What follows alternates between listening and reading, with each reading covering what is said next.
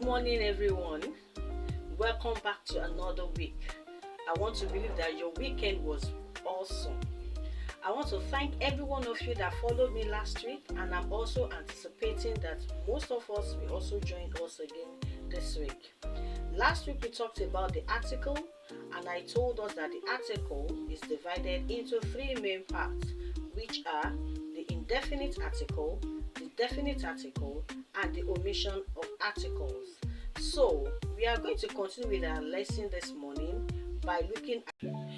Okay, so we spoke about the indefinite articles last week, the a and the an. So today we are going to be looking at the definite article, the, and the omission of article. Now, definite articles the is usually used in the following ways. Number one, to refer to a specific person or thing. The definite articles the is used to refer to a specific person or thing. For example, Amina is the person in charge of this store.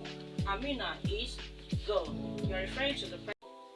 Furthermore, the definite articles the can also be used before nouns that are the only one of their kind.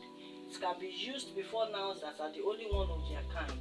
For example, the moon is very far from the earth. The moon is very far from the earth. Also, it can be used before names of rivers, mountains, ranges, seas, oceans, certain countries, etc.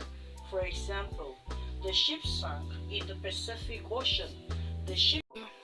When I talk of omission of articles, it simply means that these articles can be omitted or not used in the following ways. That is, you may decide not to make use of it in the following ways. For example, before names of towns, states, and most countries.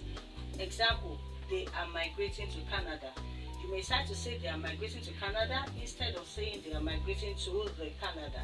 So you've omitted the "they" before the use of the states. Also, or the country.